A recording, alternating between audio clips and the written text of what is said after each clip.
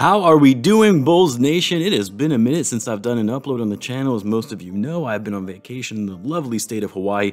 And while I'm still here, I won't be heading home until the end of the week. There has been a lot that I've wanted to talk about based on the last 4 games that we have seen happen from the Bulls. And while I will do some form of recap of all the Bulls games in one video, considering the Bulls have looked really good when they went on that 3-game winning streak, to then following it up by losing to one of the worst teams in the NBA at home and losing it badly. But in today's video, I actually wanted to discuss something that has been on my mind for some time now, and it's a question that has been posed to me by a lot of you as well, and that's who is to blame for this team's lack of success this season, which also bleeds into the end of last season, because the carryover going into the offseason is a big component of all of that as well. And while yes, the Bulls are without Lonzo Ball, who is a very important piece to their overall success and why they were so great at the start of last season, but as I said in my last video, Lonzo Ball is not a superstar, okay? He's not even an all-star level player. For some reason, a lot of people seem to be under the impression that Lonzo Ball is this team's savior, like he's Michael Jordan. The Bulls should not be in the state that they are, even without Lonzo Ball, losing close games, shooting horribly, playing with little effort and energy, and a sense of urgency, and they should not be looking like a team that is lottery bound after all of the win now moves the front office made the prior offseason. This team should be better. I'm not saying they should be title contenders. Even before last season, I still didn't consider them to be a contender, but regardless, they should still be better than what we're currently witnessing from this roster. So who's to blame? Well, we're going to rationalize that in this video. So what's going on, everyone? You're listening to Bulls Central here. Hope you're all doing well. Now, let me just start by saying there are a lot of people to blame for the Bulls' struggles. You cannot single one person or a group of people for why the Bulls have been so bad. I want to make that clear. But there are some that deserve more blame and criticism than others for the Bulls' lackluster season thus far. And I'm going to start with the low-tier problems and work my way up to who deserves the most blame. And I want to start with the players, because as much as coaching, the front office, and yes, even ownership have some blame here, the players also need to be held accountable for their poor play as a team. Like Billy Donovan and the front office aren't stepping onto the court and putting up the shots. They're not the ones putting in piss-poor effort at various points in the game. And they're not the ones giving little heart and pride when they step out onto the court and getting their heads down when things don't go their way. And really, the player you have to start with is Zach Lavine, the man that just received a max contract extension worth $215 million. The Bulls have him locked up for the next 5 years. And look, it's not that he's underperformed. It's not that he hasn't been as efficient. It's not that he doesn't play defense well.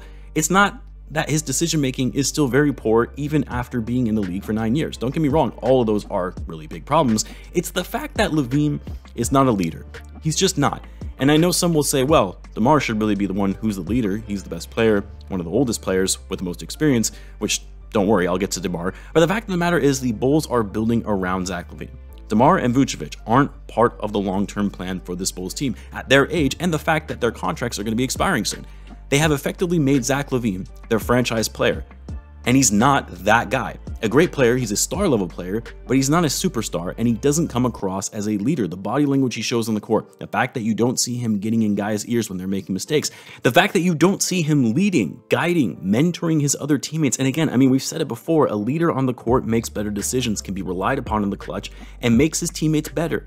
That's not Zach Lavine. Now for DeMar DeRozan, I mean, similar in terms of his decision-making, tries to play a little too much hero ball, doesn't get guys involved when he needs to, and often the offense becomes stagnant because of him. Granted, I would consider DeMar DeRozan a better leader, mentor than someone like Zach Lavine, as he has proven to be better in the clutch, as well as generally speaking can be more relied upon, although maybe not as much this season compared to last. And then the last player, Vucevic, just has not been consistent. Hasn't been the star player the Bulls traded for when he was putting up 25 and 12, coming from the Magic, shooting 40% from 3, which I've said we shouldn't have expected because we knew that, going from a first option to a third option, your role is drastically going to change, so you shouldn't expect the same level of output that we saw from Vucevic on the Magic. But what gets me about Vuce this season is, while yes, he's shooting the ball a little bit better from deep, he's been very soft inside sometimes when going up against big-bodied centers who are great at crashing the offensive boards. Case in point when you saw him getting worked against Mitchell Robinson. And he just looks dejected a lot of the time. Not as into it, not as confident, not as aggressive, and you can't have that from a guy that we made a big investment in trading 2 first-round picks and Wendell Carter Jr. for. I know some people will say, well, you got to put some blame on Patrick Williams as well for not being aggressive enough, not really living up to the number 4 draft selection, but I don't think you can really blame Pat, who was just drafted to a rebuilding team. The team gets revamped and his role completely changes. Gets injured his second season, misses most of that year, and then suddenly everyone is expecting him to make this massive leap in his 3rd year when he's 21 years old. Don't get me wrong, I definitely think Pat has underwhelmed, and I thought we would see more from him this season, but at the same time, his development is really being hindered because of ball-dominant guys like DeRozan and Lavine, who are taking most of the touches and shot attempts. So no, I'm not going to place blame on Patrick Williams. The next tier of blame is the coaching staff, more specifically Billy Donovan, since he's the head coach. Look, I've said it before, you guys already know. I don't need to reiterate, wasn't a fan of Billy Donovan in that hiring from the get-go, thought that there were better options at the time. I always thought he relied way too much on his star players to just take over games, which doesn't produce winning basketball. A college coach trying to make the transition in the NBA is always tough, so yes, I didn't like the hire. And yes, Billy Donovan deserves a lot of criticism. He deserves a lot of blame for how poorly the Bulls have been playing.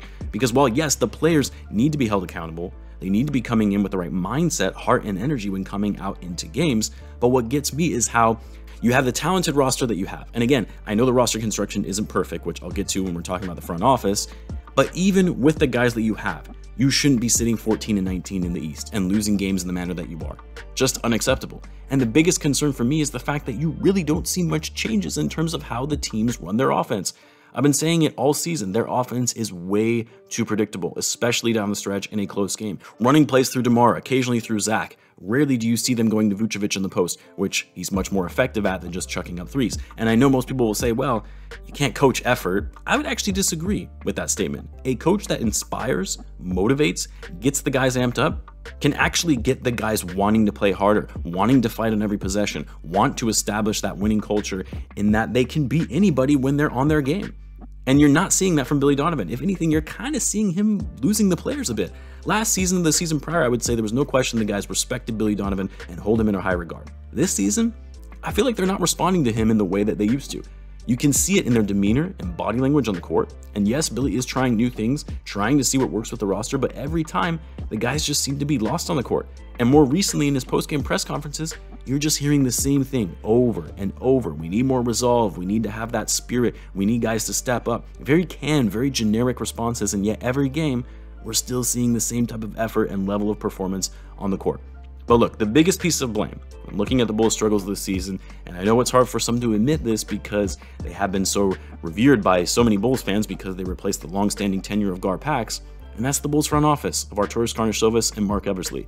And look, I don't mind the direction for which they started taking this new direction. You know, they inherited a mess that was left by Gar Pax. They inherited an awful coach that destroyed the development of a lot of these young players, and they wanted to make the team their own. Like a lot of new regimes do, they overhauled the roster and implemented a new direction and strategy. So I get that. And I like that they took the, hey, we're not going to just keep rebuilding. We're going to start becoming relevant again. And we're now going to accelerate this team's timeline to be a contender now.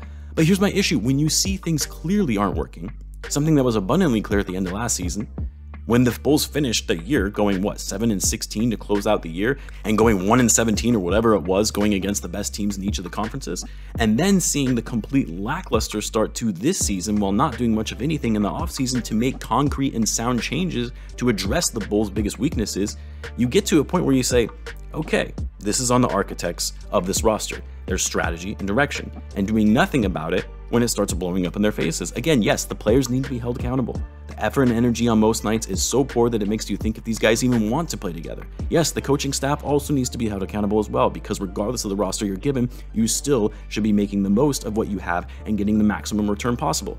But for AK and Mark Eversley, you made the trade for Vucevic, getting rid of one of your younger players in Wendell Carter Jr. and 2 first-round picks, which, by the way, I still don't mind the Vucevic trade because without that, it doesn't show that this front office means business, and you likely don't get DeMar DeRozan, and you also don't retain Zach Lavine. But you make the trade for Vucevic when he's 30 years old, now 32. You do a sign-in trade for DeMar DeRozan, which cost you a first-round pick. You bring in Lonzo Ball, who, while yes, in theory was a great signing, but you also knew that you were taking on the risk of injuries given his history. 3 first-round picks for 2 aging stars, signing Lonzo Ball to a 4-year deal, who has only played half a season thus far under that contract, and then signing Zach Lavine to a max extension. Which, I hate to say it, this was the biggest mistake on the part of the front office. Not the signing of Zach to a max contract itself. That was really inevitable. They essentially had to sign him to that deal, which I've explained in the past, so I won't reiterate that here. But it's not the signing itself, it's the fact that the front office prioritized building a franchise around Zach Lavine. Every move they made in bringing in Vucevic, DeMar, Lonzo, even Caruso, was done with the idea of Zach being the franchise player. with retaining Zach and having him be that bridge gap between the Bulls' older players and younger project players. And as a result, the front office pulled the trigger and went all in way too quickly at the start of their tenure because they determined Zach Lavine was their star, their future franchise player. And in order for us not to lose him when he becomes an unrestricted free agent, we have to do everything in our power to keep him around. And as much as I like Zach Lavine, and as much as I think he's an incredible talent, a star player, an elite scorer, he's not a franchise player.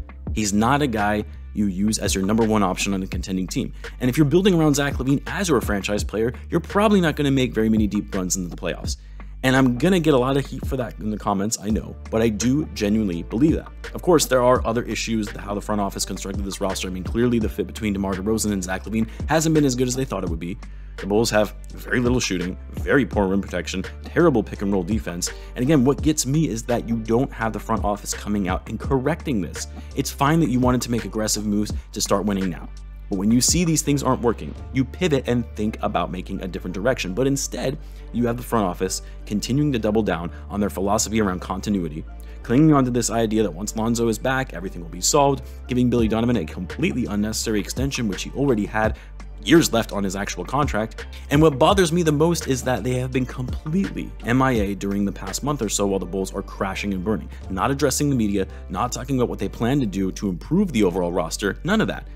And while I think we have been giving the front office a pass for some time now, myself included, I think it's time to start holding them accountable. Granted, they could still start making some swift changes before the trade deadline.